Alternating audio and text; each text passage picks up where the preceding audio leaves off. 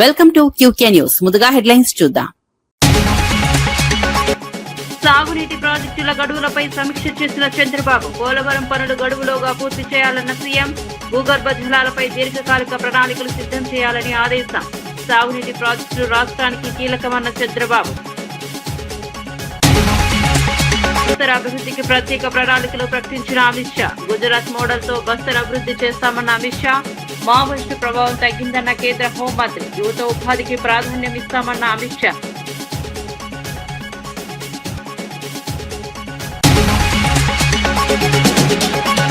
చంద్రబాబు వ్యాఖ్యలపై అంబటి రాంబాబు ఘాటు విమర్శలు. పిల్లల అంశంపై చంద్రబాబు సలహాలు విడ్డూరమన్న అంబటి. పెట్రోల్ ధరలతో ప్రజలపై భారం మోపుతున్నారన్న ఆరోపణ.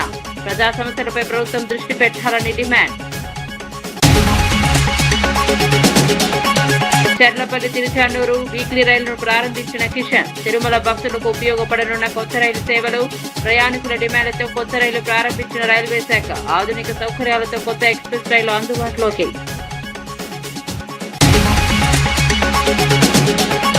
ప్రజాస్వామ్య స్ఫూర్తికి నిదర్శనంగా కేరళలో అరుదైన దృశ్యం. సీఎం ప్రమాణ స్వీకారానికి హాజరైన మాజీ సీఎం పినరయి.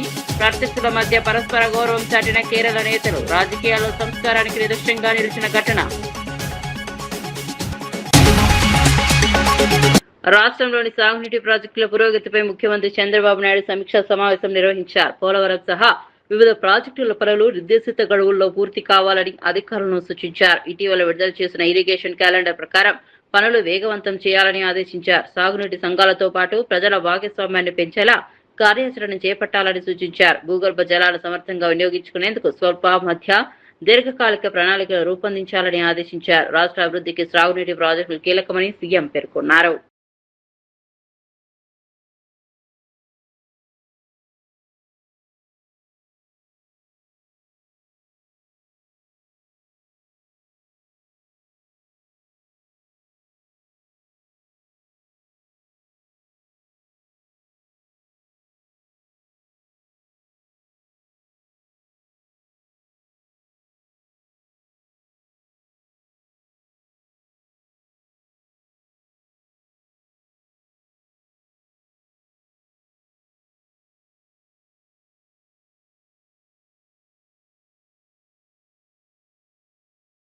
మాజీ మంత్రి జగదీష్ రెడ్డి నల్గొండ జిల్లాలో ఇద్దరు మంత్రులపై సంచలన ఆరోపణలు చేశారు. మిల్లర్ల నుంచి డబ్బులు తీసుకోవడం వల్లే రైతులపై కటింగ్ భారం పడుతోందని విమర్శించారు. రైతుల కష్టాలను అర్థం చేసుకోవాల్సిన ప్రభుత్వం వారిపై పరోక్షంగా అదనపు భారాలు మోపుతోందన్నారు. మిల్లర్లను కటింగ్ గురించి ప్రశ్నిస్తే మంత్రులకు ఇచ్చిన డబ్బులు ఎక్కడి నుంచి తెచ్చుకోవాలని సమాధానం చెబుతున్నారని ఆరోపించారు. రైతుల ప్రయోజనాలు పక్కన పెట్టి కొందరు ప్రయోజనాల కోసం వ్యవహరిస్తున్నారని మండిపడ్డారు. ఈ జిల్లా మంత్రులు ఇద్దరు మిల్లర్ల దగ్గర డబ్బులు దొబ్బిండ్రు. దొబ్బి రైతుల్ని గొర్రెలు కషాయానికి అప్పచెప్పినట్టు వాళ్ళకి అప్పచెప్పింది. వాళ్ళ ఏ మిల్లర్గా డబ్బులు దొబ్బలేదో ఈ జిల్లా మంత్రులు సమాధానం చెప్పాలి. నేను ఉత్తానే మాట్లాడతలేను. ఇద్దరు మంత్రులు కూడా ఈ మాట నేను చెప్పడమే కాదు, మిల్లర్లే అంటున్నారు. రైతులు పోతే ఎట్లా చేస్తావా కటింగ్ అని అంటే మరి మేము మంత్రికి ఇచ్చిన పైసలు ఆడికి రావాలి మాకు అంటున్నారు. మంత్రికి ఇచ్చిన పైసలు మాకు అడిగి రావాలి, ఎట్లా వస్తాయి మాకు? మరి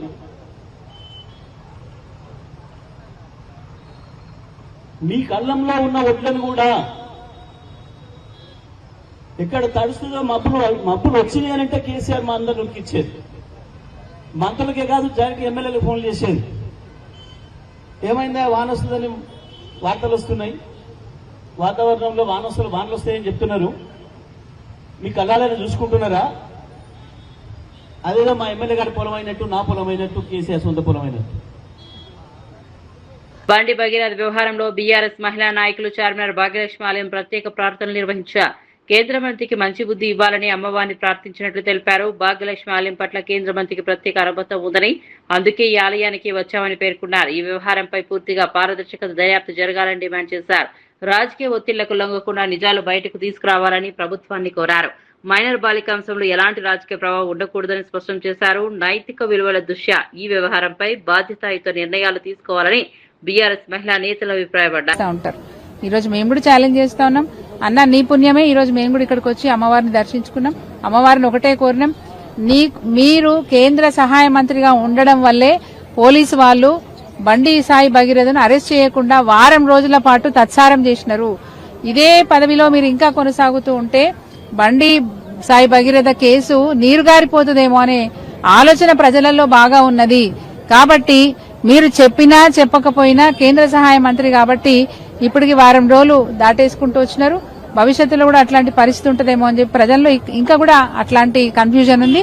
కాబట్టి బండి సంజయ్ గారు మీకు మీరే బాధ్యత వహించి మీరు మీ పదవికి రాజీనామా చేస్తే దేశం మొత్తం, రాష్ట్రమే కాదు దేశం మొత్తం కూడా గర్విస్తుంది మిమ్మల్ని చూసి. కాబట్టి మీకు అట్లాంటి సద్బుద్ధిని ఇవ్వాలని చెప్పి అమ్మవారిని వేడుకోవడానికి ఈ రోజు మేము వచ్చినాం. భగీరథ్ వ్యవహారంపై తెలంగాణ బీజేపీ అధ్యక్షుడు రామచంద్రరావు ఘాటుగా స్పందించారు. బండి సంజయ్ కుటుంబానికి సంబంధించిన అంశాన్ని బీఆర్ఎస్ నేతలు రాజకీయ రాద్ధాంతంగా మారుస్తున్నారని ఆరోపించారు. బీజేపీ ఎదుగుదలను తట్టుకోలేక వ్యక్తిగత అంశాలను రాజకీయ ప్రయోజనాల కోసం వాడుకుంటున్నారని విమర్శించారు. పార్టీని రాజకీయంగా ఎదుర్కోలేక సోషల్ మీడియా బృందాలు రిటైర్డ్ అధికారులను ఉపయోగిస్తున్నారని పేర్కొన్నారు. ప్రజా సమస్యలపై పోరాటం చేయాల్సిన ప్రతి క్షణం కుటుంబ వ్యవహారాలను రాజకీయ అంశాలుగా మార్చడం సరికాదన్నారు. ప్రజలు అన్నింటినీ గమనిస్తున్నారని, వాస్తవాలు త్వరలోనే బయటపడతాయని చెప్పారు. బండి సంజయ్ గారి ఒక విషయాన్ని, కుటుంబ విషయాన్ని తీసుకొచ్చి ఇంకో కుటుంబం, ఇంకో ఆ మైనర్ అమ్మాయి కుటుంబాన్ని కూడా రోడ్డు మీద పిలుస్తున్నారు. మీకు వేరే కార్యక్రమం లేనట్టు మీ లీగల్ సెల్ టీము, మీ సోషల్ మీడియా టీము, మీ రిటైర్డ్ పోలీస్ ఆఫీసర్స్ టీము ఏం పని లేనట్టు ఇదే పని పెట్టుకున్నారు. నేను బీఆర్ఎస్ పార్టీని అడుగుతాను, what is the moral right your god? అయిపోయింది. What is enough is enough. ఇంకా భారతీయ జనతా పార్టీ ఇంకా మమ్మల్ని బద్నాం చేస్తే, పార్టీ మీరు తట్టుకోలేకపోతే రాజకీయంగా మీరు రాజకీయాన్ని విత్డ్రా కాండి. Fight politically with us. Don't fight on personal issues. మంత్రి కొండా సురేఖ ముఖ్యమంత్రి రేవంత్ రెడ్డిని మర్యాదపూర్వకంగా కలిసి సరస్వతి అంత్య పుష్కరాలకు ఆహ్వానించారు. జయశంకర్ భూపాలపల్లి జిల్లా కాళేశ్వరంలో మే 21 నుంచి జూన్ 1 వరకు జరగనున్న పుష్కరాల ఏర్పాట్లపై చర్చించినట్లు సమాచారం. భక్తులకు ఎలాంటి అసౌకర్యం కలగకుండా అన్ని శాఖల సమన్వయంతో పనిచేయాలని సూచించారు. ఈ కార్యక్రమంలో ఎంపీ వేం నరేందర్ రెడ్డి, దేవాదాయ శాఖ అధికారులు, ఆలయ అర్చకులు పాల్గొన్నారు.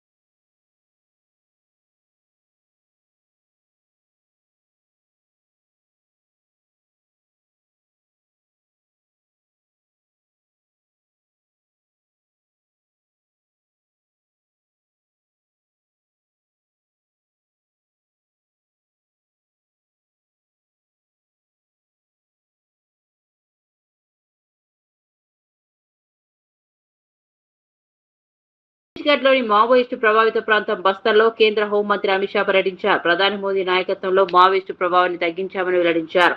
బస్తర్ ప్రాంత సమగ్ర అభివృద్ధికి ప్రత్యేక కార్యాచరణ ప్రణాళికలు రూపొందించామని తెలిపారు.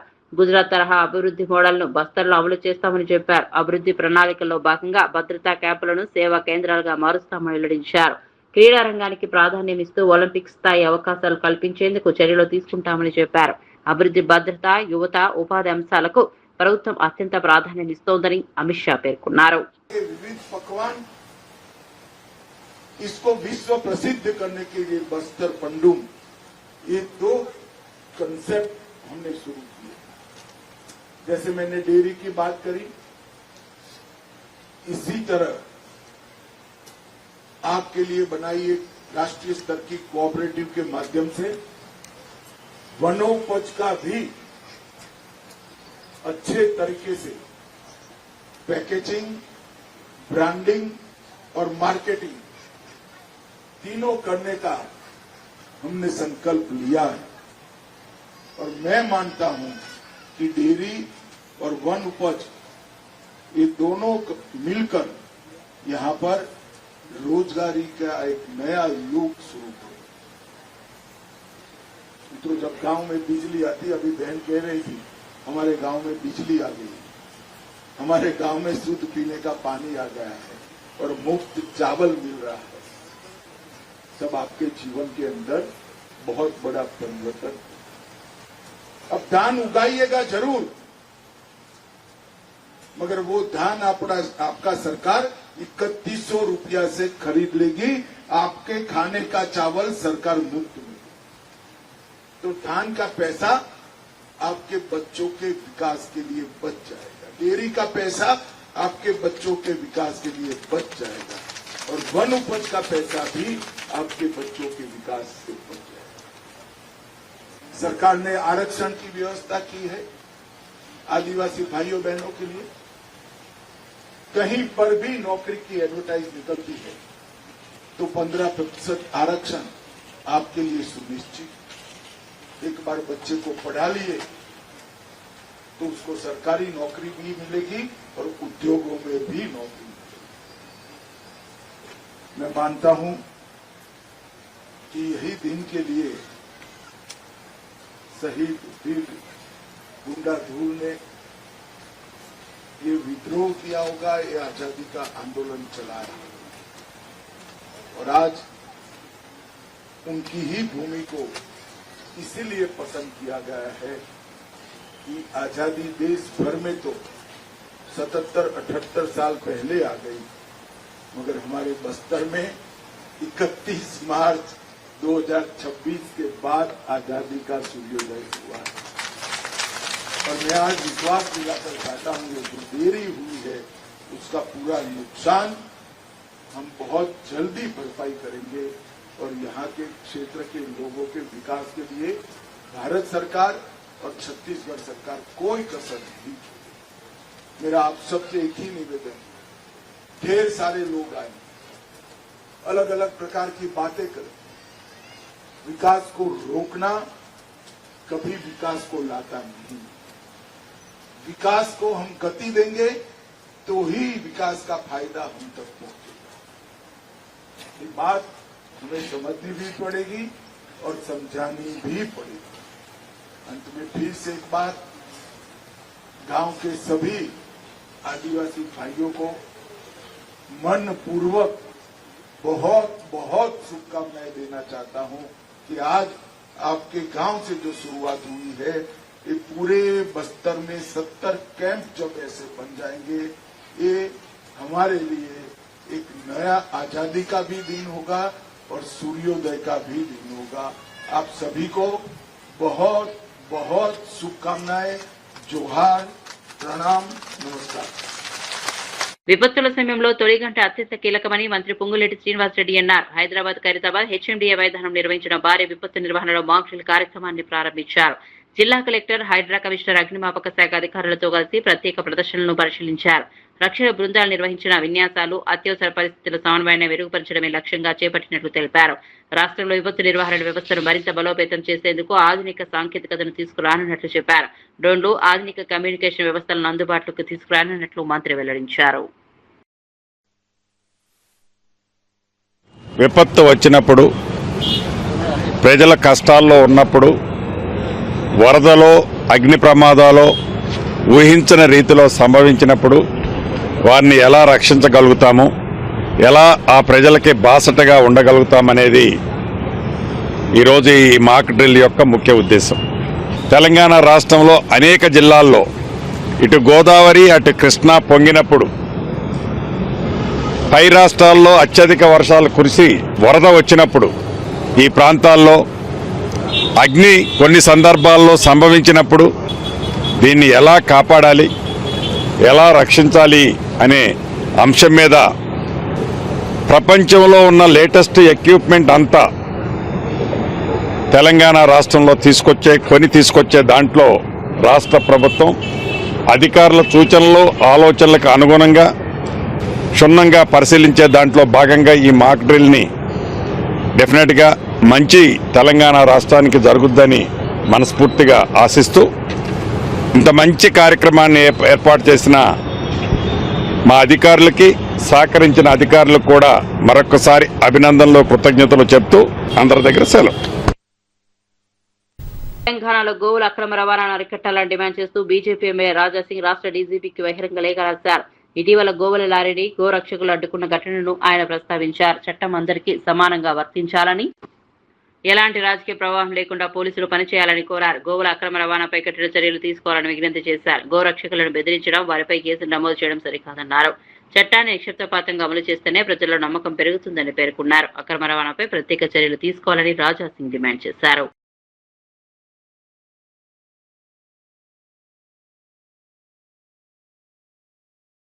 డీజీపీ గారికి ఒక లెటర్ రాసి పంపించినాం. ఆ లెటర్ లో ఏం రాసినామంటే, డీజీపీ గారు ఎంఐఎం ఎమ్మెల్యే గాని, ఎంఐఎం కార్పొరేటర్ గాని, ఎంఐఎం గుండెలు కార్యకర్తలు గాని మెహందీపట్నం కాకుండా వేరే ప్రాంతంలో అక్రమంగా గౌలని తరలిస్తున్నారు. సుప్రీంకోర్టు చట్టాన్ని కాపాడే పోలీసే ఎంఐఎం కి భయపడి కాలు వెనుక వేసుకుంటున్నారు. డీజీపీ గారు ఎందుకు తెలంగాణలో గౌరక్షకులకి మరియు మీ పోలీసులు, మీ డీసీపీ లెవెల్ గానీ, మీ ఏసీపీ లెవెల్ గానీ, మీ కమిషనర్ లెవెల్ గానీ అందరు పిలిచి హిందూ గౌరక్షకులకి వార్నింగ్ ఇస్తున్నారు, బాండ్ ఓవర్ చేస్తున్నారు. ఇంకా ఏం చెప్తున్నారు అంటే, గౌరక్షకు పేరు పైన రోడ్ పైన వస్తే జైలుకి పంపిస్తాం, రౌడీ షీట్ ఓపెన్ చేస్తామని ఈ విధంగా బెదిరిస్తున్నారు హిందువులకి. ఇంకా కొంతమంది హిందువులకైతే అక్రమంగా కేసులు పెట్టి మరియు జైలు కూడా పంపిస్తున్నారు. నుండి తిరుచానూరు మధ్య కొత్త వీక్లీ ఎక్స్ప్రెస్ రైలును కేంద్ర మంత్రి కిషన్ రెడ్డి ప్రారంభించారు. తెలుగు రాష్ట్రాల ప్రయాణికులకు, ముఖ్యంగా తిరుమల వెళ్లే భక్తులకు ఈ సేవలు ఎంతో ఉపయోగకరంగా ఉండనున్నాయని తెలిపారు. ప్రయాణికుల రద్దీ డిమాండ్లు దృష్టిలో పెట్టుకుని రైల్వే శాఖలు ఈ రైలును ఆమోదం తెలిపిందన్నారు. కొత్త రైలు చర్లపల్లి, కాచిగూడ, మహబూబ్ నగర్, కర్నూలు, కడప, రేణిగుంట వంటి కీలక ప్రాంతాల్లో ఆగనుంది. ఆధునిక కోచ్లతో ప్రయాణికులకు మెరుగైన సౌకర్యాలు అందుబాటులో ఉంటాయని చెప్పారు.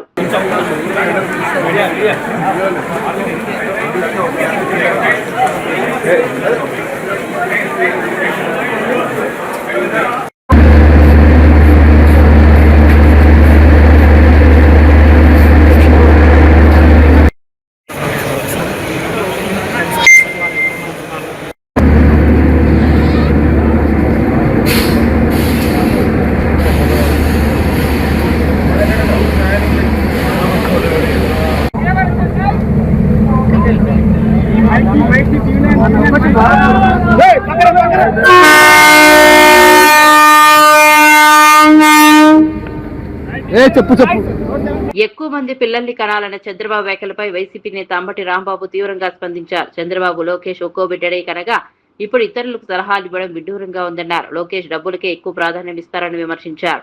పెట్రోల్ పై స్థానిక పన్నులు, వ్యాట్ తగ్గించకుండా ప్రజలపై భారాలు మోపుతున్నారని ఆరోపించారు. ప్రజా సమస్యలను పక్కన పెట్టి ప్రచార రాజకీయాలు చేయడం సరికాదన్నారు. ప్రజల అవసరాలు, జీవన వ్యయాలపై ప్రభుత్వం దృష్టి పెట్టాలని సూచించారు. రాష్ట్ర ప్రజల సంక్షేమంపై చిత్తశుద్ధితో నిర్ణయాలు తీసుకోవాల్సిన అవసరం ఉందని అంబటి రాంబాబు పేర్కొన్నారు.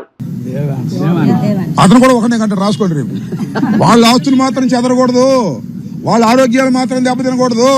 మీరు మాత్రం పెళ్ళైన కొత్త వాళ్ళు అందరూ ఇప్పుడు ఇద్దరు కంటే ఇంకోళ్ళు కానీ 30,000 ఇస్తాడు బాబో, జీవితాంతం బతకొచ్చు. మీ అబ్బాయిని పుట్టారు జీవితాంతం బతకొచ్చు, ఆయన్ని ఎంబీబీఎస్ కూడా చదివించవచ్చు 30,000తో. అర్థమైందా? 40,000 ఇస్తాడు 4 పిల్లల కంటే. ఇక చూసుకోండి, ఇక 40,000 పెట్టి అమరావతిలో 10 ఎకరాలు కొనుక్కోవచ్చు. ఎంత డబ్బు ఇస్తున్నాడు మీ దుంప దగ్గర ఏలం పాటు పెట్టాడు. 30,000, 40,000, ఇద్దరు కంటే లేదు, ముగ్గురు కంటే 30, నలుగురు కంటే 40, 5 కంటే 50. ఏంది ఏలం పాట? పిల్లలు కంటానికి ఏలం పాట? నువ్వు మాత్రం ఒకనే కంటావు, మీ అబ్బాయి మాత్రం ఒకనే కంటాడు. ఏందా ఇది నీకు ఆదర్శం? నీకు అసలు హక్కు ఉందా చెప్పే హక్కు? పిల్లల్ని ఎవరు కంటారు? ఆర్థిక స్తోమత బాగున్నప్పుడు. ఆర్థిక స్తోమత బాగుండా కనలేకపోతున్నారయ్యా, ఎందుకంటే పెంచడం కష్టమైపోతుంది కాదా? అసలు పూర్వాన్ని స్కూల్లో చేర్చాలంటే ఎంత అవుతుంది? చదివించాలంటే ఎంత అవుతుంది? వాళ్ళ భవిష్యత్తు ఏంటి? ఏం అవసరం? కనండి డబ్బులు ఇస్తాడు. ఎందుకనేది నీ దుంపదేగా.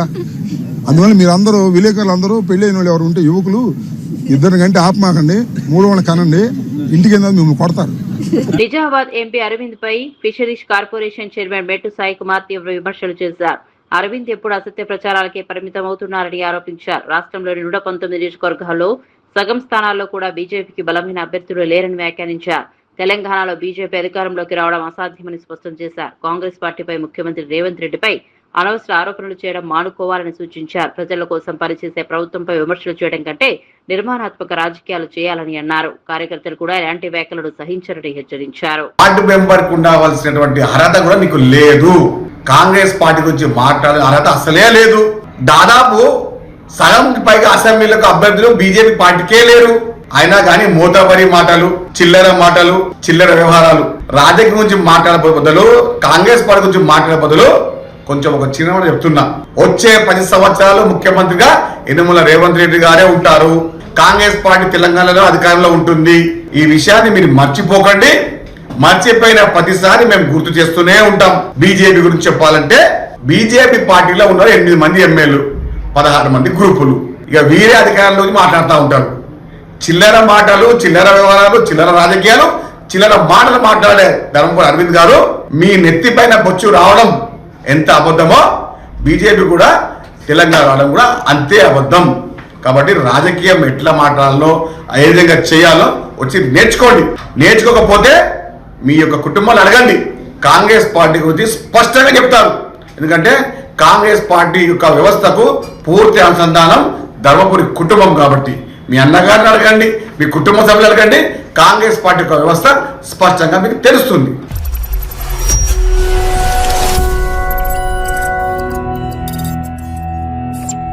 రాజకీయాల్లో ప్రజాస్వామ్య స్ఫూర్తిని ప్రతిబింబించే అరుదైన దృశ్యం కనిపించింది. రాష్ట్ర కొత్త ముఖ్యమంత్రిగా వీడి సతీశన్ బాధ్యతలు స్వీకరించిన కార్యక్రమానికి మాజీ ముఖ్యమంత్రి పినరయి విజయన్ హాజరు కావడం విశేషంగా మారింది. ఎన్నికల్లో ప్రత్యర్థులుగా తలపడిన నాయకులు అధికారం మార్పిడి సమయంలో పరస్పర గౌరవం చూపించడం రాజకీయ వర్గాల్లో చర్చనీయాంశమైంది. రాజకీయాల్లో విభేదాలు సహజమైనప్పటికీ ప్రజాస్వామ్య విలువలు మరింత ముఖ్యమని ఈ పరిణామం చాటి చెప్పిందని విశ్లేషకులు అభిప్రాయపడుతున్నారు. మరోవైపు ముఖ్యమంత్రిగా ఎంపికైన వెంటనే సతీశన్ కూడా పినరయి విజయన్ నివాసానికి వెళ్లి మర్యాదపూర్వకంగా కలిశారు. రాజకీయాల్లో సంస్కారం, పరస్పర గౌరవం కొనసాగితే ప్రజల్లో కూడా మంచి సందేశం వెళ్తుందని పలువురు అభిప్రాయపడుతున్నారు.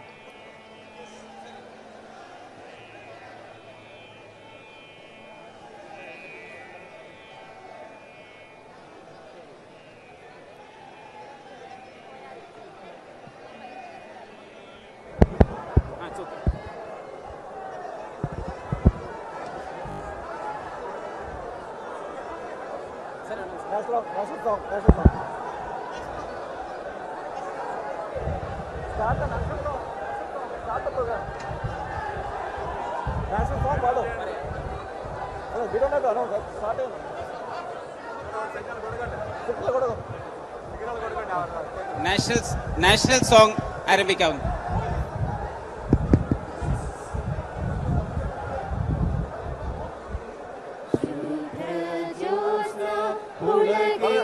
బులెటిన్ ముగించే ముందు హెడ్లైన్స్ మరోసారి చూద్దాం. సాగునీటి ప్రాజెక్టుల గడువులపై సమీక్ష చేసిన చంద్రబాబు, పోలవరం పనులు గడువులోగా పూర్తి చేయాలన్న సీఎం, భూగర్భ జలాలపై దీర్ఘకాలిక ప్రణాళికలు సిద్ధం చేయాలని ఆదేశం. సాగునీటి ప్రాజెక్టులు రాష్ట్రానికి కీలకమన్న చంద్రబాబు. బస్తర్ అభివృద్ధికి ప్రత్యేక ప్రణాళికలు ప్రకటించిన అమిత్ షా. గుజరాత్ మోడల్ తో బస్తర్ అభివృద్ధి చేస్తామన్న అమిత్ షా. మావోయిస్టు ప్రభావం తగ్గిందన్న కేంద్ర హోంమంత్రి. యువత ఉపాధికి ప్రాధాన్యం ఇస్తామన్న అమిత్ షా.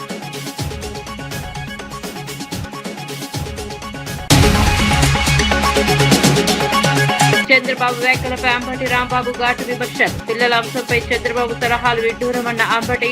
పెట్రోల్ ధరలతో ప్రజలపై భారం మోపుతున్నారన్న ఆరోపణ. ప్రజా సమస్యలపై ప్రభుత్వం దృష్టి పెట్టాలని డిమాండ్. చర్లపల్లి తిరుచానూరు వీక్లీ రైలును ప్రారంభించిన కిషన్. తిరుమల భక్తులకు ఉపయోగపడనున్న కొత్త రైలు సేవలు. ప్రయాణికుల డిమాండ్లతో కొత్త రైలు ప్రారంభించిన రైల్వే శాఖ. ఆధునిక సౌకర్యాలతో కొత్త ఎక్స్ప్రెస్ రైలు అందుబాటులోకి.